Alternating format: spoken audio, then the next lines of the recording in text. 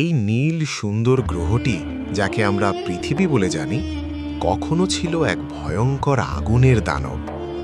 এখানে ছিল না কোনো জল, ছিল না কোনো বাতাস, ছিল না জীবনের কোনো চিহ্ন। আজ আমরা সময়ের চাকাকে পেছনে ফিরাব প্রায় 460 কোটি বছর আগে, আর জানার চেষ্টা করব কেন এবং কিভাবে এই পৃথিবী সৃষ্টি হলো। এটা কি কেবলই একটি কাকতালীয় ঘটনা, নাকি এর পেছনে আছে এক মহাজ্ঞানী স্রষ্টার নিখুঁত পরিকল্পনা? আল্লাহ কোরআনে বলেন, তোমরা কি মনে করো যে আমি তোমাদের অনর্থক সৃষ্টি করেছি এবং তোমরা আমার দিকে প্রত্যাবর্তিত হবে না? সূরা মুমিনুন আয়াত 115। এই ভিডিও কোনো কল্পকাহিনী নয়, এটি কোনো ধর্ম বনাম বিজ্ঞান বিতর্কও নয়। এটি একটি অনুসন্ধান, যেখানে গবেষণা ও তথ্যসমূহ থেকে বের করা হয়েছে যে 1. মহাবিশ্বের প্রাথমিক অবস্থা, 2. সূর্যের জন্ম, 3. পৃথিবীর জন্ম, 4. চাঁদের জন্ম, 5. উল্কাবৃষ্টি ও পানির আগমন, 6. সমুদ্রের গভীরে জীবনের সূচনা, 7. অক্সিজেন সৃষ্টি, 8. পর্বত, মহাদেশ ও স্থিতিশীল পৃথিবী, 9. মানুষের জন্য প্রস্তুত পৃথিবী, 10. মানুষকে কেন সৃষ্টি করা হলো। প্রথমে আমরা জানব সূর্যের জন্ম ইতিহাস সম্পর্কে। ব্রহ্মাণ্ডের এক কোণে ভেসে বেড়াচ্ছিল গ্যাস, ধুলো আর পাথরের বিশাল এক মেঘ, যাকে বলা হয় নেবুলা। মহাকর্ষ বল সেই মেঘকে ধীরে ধীরে এক জায়গায় টেনে আনল। মেঘের কেন্দ্রে জন্ম নিল এক বিশাল আগুনের গোলা, আমাদের সূর্য। সূর্য তার আশপাশের প্রায় 99.9% গ্যাস নিজের মধ্যে টেনে নেয়, আর বাকি ধুলো আর পাথর সূর্যের চারদিকে ঘুরতে ঘুরতে একটি ডিস্ক তৈরি করে। অর্থাৎ সবকিছুই তৈরি হয়েছিল মোটামুটি গ্যাস জাতীয় কোনো কিছু থেকে। কোরআন 1400 বছর আগে বলেছে, অতঃপর তিনি আকাশের দিকে মনোনিবেশ করলেন, যা ছিল ধোঁয়ার ন্যায়। সূরা ফুসসিলাত আয়াত 11। সূর্য নিয়ে কোরআন শরীফের অন্যত্র বলা হয়েছে, তিনি সূর্যকে দীপ্যমান প্রদীপ বানিয়েছেন। সূরা নূহ আয়াত 16। এখানে সূর্যকে দীপ্যমান প্রদীপ বলা হয়েছে, অর্থাৎ সূর্য নিজে থেকেই শক্তি বা আলো বা এনার্জি উৎপন্ন করতে পারে। এখানে একটি মজার বিষয় হলো, চাঁদের বর্ণনাও এসেছে কোরআন শরীফে, যেখানে চাঁদকেও আলো বলা হয়েছে, তবে চাঁদের ক্ষেত্রে এমন শব্দ প্রয়োগ করা হয়েছে যেখানে চাঁদ অন্যের ধার করা আলো আমাদেরকে দৃশ্যমান করে, এমনটা বোঝানো হয়েছে। অর্থাৎ চাঁদ নিজে নিজে আলো তৈরি করতে পারে না, চাঁদ সূর্য থেকে আলো রিফ্লেক্ট করে আমাদের দেখায়, যা বর্তমান বিজ্ঞান ও প্রযুক্তি কয়েকশো বছর আগে জানতে পেরেছে, আর কোরআন বলেছে 1400 বছর আগে। সূর্য ও চাঁদ সম্পর্কে আরও একটি আয়াত হল, আল্লাহ সূর্যকে নির্দিষ্ট দূরত্বে স্থাপন করেছেন। তিনি সূর্য ও চন্দ্রকে নির্দিষ্ট হিসাব অনুযায়ী পরিচালিত করেন। সূরা রাদ আয়াত 2। আল্লাহ এখানে সূর্য ও চাঁদের নির্দিষ্ট কক্ষপথের কথা উল্লেখ করেছেন। এখন আমরা জানব পৃথিবীর জন্ম সম্পর্কে। আজ থেকে প্রায় 450 কোটি বছর আগে এই ধুলো আর পাথরের সংঘর্ষে একটা গোলাকার পিণ্ড তৈরি হয়, সেটাই ছিল আমাদের পৃথিবী। কিন্তু তখনও পৃথিবী আজকের মতো ছিল না। চারদিকে শুধু জ্বলন্ত লাভা, বিষাক্ত গ্যাসে ভরা আকাশ, কোনো বায়ুমণ্ডল নেই, কোনো জল নেই। তখন পৃথিবীর তাপমাত্রা ছিল এত বেশি যে পাথর পর্যন্ত গলে যাচ্ছিল। সেই পৃথিবী ছিল বাসযোগ্য তো দূরের কথা, কল্পনাতীতভাবে ভয়ঙ্কর। কোরআন শরীফে সরাসরি এই পৃথিবীর সৃষ্টির এইসব প্রক্রিয়া বর্ণনা না থাকলেও পবিত্র কোরআনের এই আয়াতটি সম্পর্কে একটু জেনে নিন। কোরআনে মানুষ সৃষ্টি সম্পর্কে বলা হয়েছে, সূরা হিজর আয়াত 26, ওয়ালাকাদ খালাকনাল ইনসানা মিন সালসালিন মিন হামেইন মাসনুনিন, অর্থাৎ নিশ্চয়ই আমি মানুষকে সৃষ্টি করেছি শুকনো ঠনঠন করা মাটি থেকে, যা গন্ধযুক্ত কালো কাদা মাটি থেকে গঠিত ছিল। এটি মূলত পৃথিবী সৃষ্টির ওই ধাপটিকে নির্দেশ করে যেখানে ধুলো আর পাথরের সংঘর্ষে একটা গোলাকার পিণ্ড তৈরি হয়, অর্থাৎ শুকনো ঠনঠন করা মাটির মতো, যা আল্লাহ কোরআনে মানুষ সৃষ্টি সম্পর্কে বলেছেন। আর মানুষ পৃথিবীর বাসিন্দা, তাই পৃথিবী সৃষ্টি হওয়া বিষয়টি এ কথাটি থেকেও অবগত হওয়া যায় যা এটি পৃথিবীর প্রাথমিক অবস্থার সাথে সামঞ্জস্যপূর্ণ। এখন আমরা চাঁদ সৃষ্টি হওয়ার ঘটনাটি জানব ইনশাআল্লাহ। মঙ্গল গ্রহের মতো আকারের একটি গ্রহ, যার নাম থিয়া। প্রতি সেকেন্ডে প্রায় 15 কিলোমিটার গতিতে থিয়া পৃথিবীর দিকে ধেয়ে আসে। ভয়ঙ্কর সংঘর্ষ ঘটে। পৃথিবীর গলিত অংশ মহাকাশে ছিটকে পড়ে আর পৃথিবীর চারদিকে ঘুরতে থাকে। এই ধ্বংসাবশেষগুলো মহাকর্ষ বলের কারণে একত্রিত হয়ে তৈরি করে চাঁদ।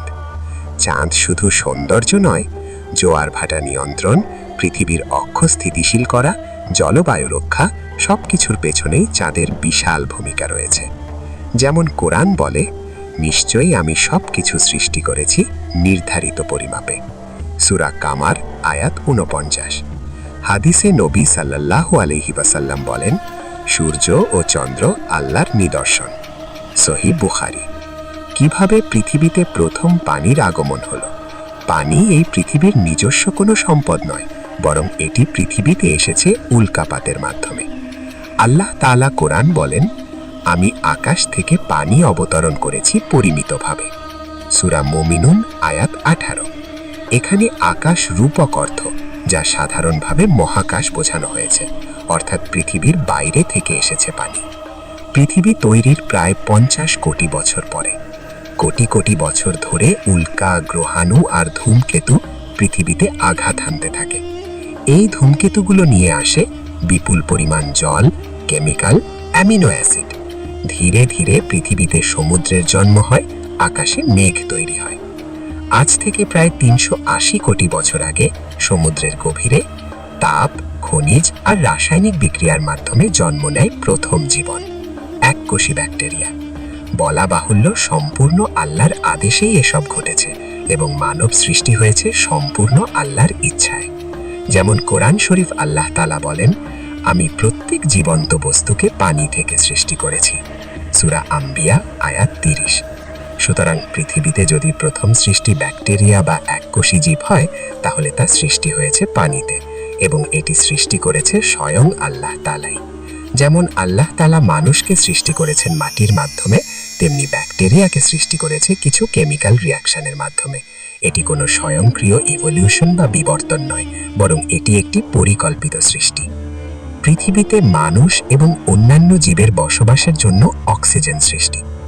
আল্লাহ তাআলা মানুষকে এমনভাবে সৃষ্টি করেছেন যে মানুষ অক্সিজেনের মাধ্যমে বেঁচে থাকবে, আর এই অক্সিজেন পৃথিবীতে তখনও ছিল অনুপস্থিত। কিন্তু আল্লাহর সুপরিকল্পিত সৃষ্টি, ওই ব্যাকটেরিয়া বা এককোষী কিছু জীবগুলো সূর্যের আলো ব্যবহার করে ফটোসিনথেসিস শুরু করে। এই প্রক্রিয়ায় তারা একটি গ্যাস তৈরি করে, অক্সিজেন। শুরুতে এই অক্সিজেন পৃথিবীর জন্য ছিল বিষ, কিন্তু কোটি কোটি বছর ধরে অক্সিজেন জমতে জমতে বায়ুমণ্ডল সম্পূর্ণ বদলে যায়।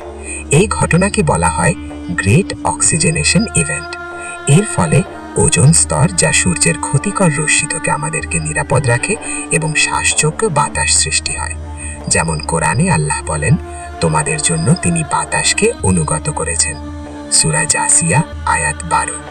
বাতাস যদি আমাদের অনুগত না হতো, এতে অক্সিজেন না থাকতো, তাহলে পৃথিবীতে মানুষ বা কোনো পশু পাখি কখনো জীবিত থাকতে পারত না। অর্থাৎ এই বাতাস প্রাণী জগতের জন্য এক নিয়ামত ও সুসংবাদ। যেমন কোরআন আল্লাহ বলেন, তিনি বাতাস পাঠান সুসংবাদ রূপে।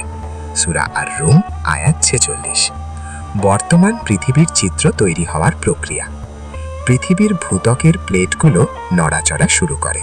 মহাদেশগুলো জোড়া লাগে, ভেঙে যায়, আবার নতুন আকার নেয়। সুপার কন্টিনেন্ট তৈরি হয়, আবার ভেঙে যায়।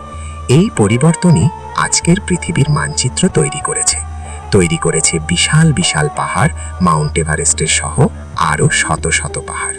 এই পাহাড়গুলো পৃথিবীকে স্থিতিশীল করে রেখেছে। এ সম্পর্কে কোরআনে বলা হয়েছে, আমি পৃথিবীতে দৃঢ় পর্বত স্থাপন করেছি, যাতে তা কেঁপে না ওঠে। সূরা আম্বিয়া আয়াত 31। আজ বিজ্ঞান বলে, পর্বত পৃথিবীর ক্রাস্টকে স্থিতিশীল রাখে।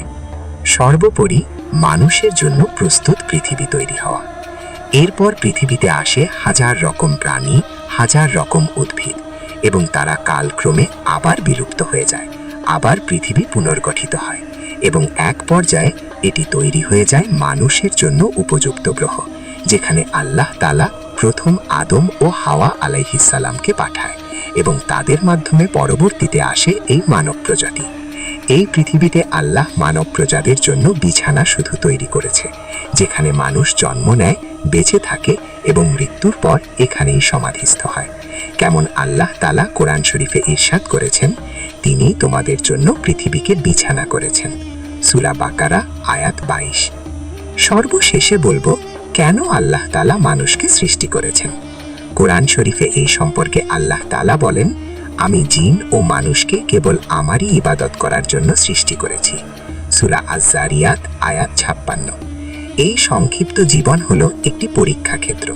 কে আল্লাহর অনুগত থাকে আর কে বিপক্ষে যায় তা যাচাই করাও সৃষ্টির অন্যতম উদ্দেশ্য। যিনি সৃষ্টি করেছেন মৃত্যু ও জীবন, যাতে তোমাদের পরীক্ষা করেন যে কর্মে তোমাদের মধ্যে কে শ্রেষ্ঠ। সূরা আল মুলক আয়াত 2।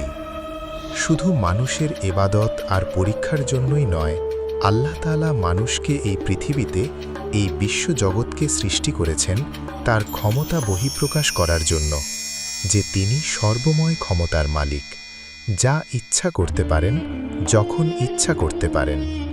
যেমন স্বয়ং আল্লাহ তাআলা কোরআন শরীফে বলেছেন, আল্লাহ তিনি যিনি সৃষ্টি করেছেন 7 আসমান এবং পৃথিবী ও অনুরূপ, যাতে তোমরা জানতে পারো যে আল্লাহ সর্ববিষয়ে ক্ষমতাবান। সূরা আত-তালাক আয়াত 12। সুতরাং কোনো বিবর্তন নয়, কোনো ইভলিউশন নয়, এই পৃথিবী, এই গ্রহ নক্ষত্র, এই বিশ্বজগৎ, এই মানুষ, এর একমাত্র সৃষ্টিকর্তা আল্লাহ। তুমি যদি বিশ্বাস করো তবে তোমার এপার আর ওপার হবে উন্নত, আর যদি তুমি অবিশ্বাস করো তবে তোমার ক্ষতির জন্য তুমি দায়ী থাকবে আর কেউ দায়ী থাকবে না। আল্লাহ সবাইকে হেদায়েত ও রহমত দান করুক।